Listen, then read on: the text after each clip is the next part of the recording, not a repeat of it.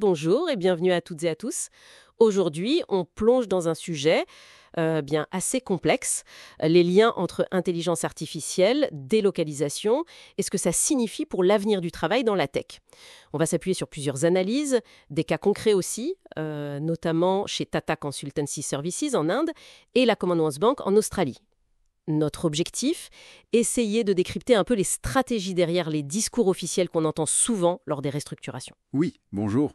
Effectivement, on va regarder comment des termes comme inadéquation des compétences ou même pénurie de talent, comment ces mots peuvent parfois cacher des stratégies de réduction de coûts, tout simplement, et puis surtout, comment la combinaison de l'IA et de l'offshoring, cette convergence, crée des dynamiques nouvelles et pas toujours faciles pour les salariés. Cas de TCS en Inde, pour commencer. Tout à fait. Alors, officiellement, TCS justifie des milliers de départs en parlant d'une inadéquation des compétences.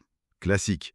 Sauf que, en parallèle, en interne, les communications parlent plutôt d'un déploiement de l'IA à grande échelle. Et puis, il y a autre chose.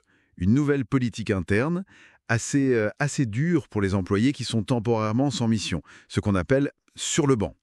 Leur temps est limité à 35 jours par an maintenant, ça semble toucher particulièrement les plus expérimentés, donc les plus chers, et ça crée de fait cette fameuse inadéquation. Ah oui, donc si je comprends bien, l'inadéquation serait en partie fabriquée. C'est une tactique assez révélatrice. Est-ce qu'on retrouve ce genre de décalage en Australie avec la Commonwealth Bank, la CBA? Eux, ils parlaient de pénurie de talent, c'est ça? C'est exactement ça. La CBA, elle, met en avant une prétendue pénurie de talents locaux. Et ils utilisent même le terme d'insourcing, vous savez, de réinternalisation, pour justifier le transfert de postes vers l'Inde. Mais le syndicat australien du secteur financier, le FSU, a mis le doigt sur quelque chose de troublant. Ils ont montré des offres d'emploi publiées par la CBA en Inde, qui semblaient identiques aux postes supprimés en Australie. Le syndicat a qualifié ça d'acte honteux. Identique, carrément. Oui. Et pendant ce temps-là, les effectifs de la banque en Inde doublaient et l'entreprise affichait des profits records. Donc l'outsourcing ici, ça ressemble quand même beaucoup plus à un euphémisme pour une délocalisation assez classique. D'accord, donc un point clé qui ressort, c'est vraiment de regarder au-delà des mots, du langage officiel des entreprises. Ça peut cacher des stratégies de coût bien plus directes. Mais alors, ça veut dire que ce n'est pas juste l'IA ou la délocalisation, mais les deux ensemble, c'est là que ça devient particulièrement intéressant, non? Précisément. C'est exactement ça. L'IA ici agit comme un puissant accélérateur, un catalyseur si vous voulez. Elle permet de codifier, de standardiser et donc de délocaliser des tâches bien plus complexes, des choses qui avant nécessitaient une présence locale. C'est ce qu'une des analyses appelle l'ancien manuel mais sous stéroïdes. L'ancien manuel sous stéroïdes, l'image est forte. Oui, et cette double menace, comme on l'appelle, l'IA plus l'offshoring, ça élargit considérablement le spectre des emplois qui pourraient être touchés, y compris des postes qualifiés qu'on pensait peut-être un peu plus à l'abri jusqu'ici. Et du coup, quelles sont les conséquences pour les travailleurs à l'échelle mondiale? Le tableau semble assez précaire. Absolument. On voit émerger ce que certains appellent un précariat technologique mondial. D'un côté, on a des emplois, souvent bien rémunérés, qui disparaissent dans les pays, disons, développés, et de l'autre, on voit se créer une nouvelle catégorie de travailleurs du numérique, souvent sous-payés, eux, dans les pays en développement.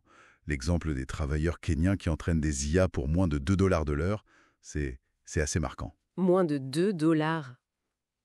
Oui. Et ça alimente tout le débat. Est-ce que l'IA va augmenter les capacités humaines ou est-ce qu'elle va simplement automatiser pour remplacer? Les stratégies qu'on observe chez certaines entreprises semblent souvent pencher vers la deuxième option, surtout pour réduire les coûts. Et si on prend encore un peu de hauteur, au-delà des emplois individuels, qu'est-ce que tout ça implique pour nos sociétés? Eh bien, une tendance de fond qui ressort, c'est la primauté de la valeur pour l'actionnaire. On voit des entreprises très rentables, comme la CA-TBA dont on parlait, qui continuent de licencier pour améliorer encore leurs marges. Ça interroge forcément le contrat social traditionnel, une des sources parle même d'un contrat technosocial qui émergerait. Un contrat technosocial, C'est-à-dire? L'idée, c'est que de grandes entreprises technologiques mondiales, un peu comme un capital apatride, sans attache nationale forte. Ces entreprises exercent un pouvoir considérable, mais avec potentiellement moins de responsabilités envers les sociétés nationales où elles opèrent. D'accord. Un capital globalisé, avec moins d'ancrage local, c'est ça. Et quid de l'impact économique plus large? On parle beaucoup des gains de productivité avec l'IA, par exemple. C'est exact pour le capital apatride. Et pour la productivité, oui, il y a un risque de paradoxe. Les gains d'efficacité de l'IA pourraient très bien ne pas profiter à tout le monde. Au contraire, ils pourraient creuser les inégalités. Si l'IA augmente la production mais en supprimant des emplois bien payés, ça peut réduire le pouvoir d'achat global. Comme le demande très justement quelqu'un cité dans les sources, que se passe-t-il quand tout le monde fait ça et que les clients n'ont plus les moyens d'acheter? C'est une question fondamentale, en effet. Ça donne à réfléchir. Quelle dernière pensée peut-être pour conclure cette discussion et laisser à celles et ceux qui nous écoutent? Écoutez, je crois qu'il faut rappeler que la technologie en soi, elle n'est pas une fatalité. Son impact dépend vraiment des choix qu'on fait. La question de fond, pour moi, c'est comment est-ce qu'on oriente le développement et le déploiement de l'IA pour qu'ils soutiennent une prospérité qui soit mieux partagée? Comment faire pour que ça renforce le lien social plutôt que de servir principalement à concentrer la richesse et à généraliser la précarité? C'est un défi majeur pour les politiques, pour les entreprises et puis pour nous tous, travailleurs et citoyens. Voilà qui conclut notre exploration d'aujourd'hui. Merci beaucoup pour ces éclairages et merci à vous de nous avoir rejoints pour cette analyse de ces dynamiques complexes qui façonnent le monde du travail technologique. On espère que ça vous a apporté des éléments de réflexion. À très bientôt.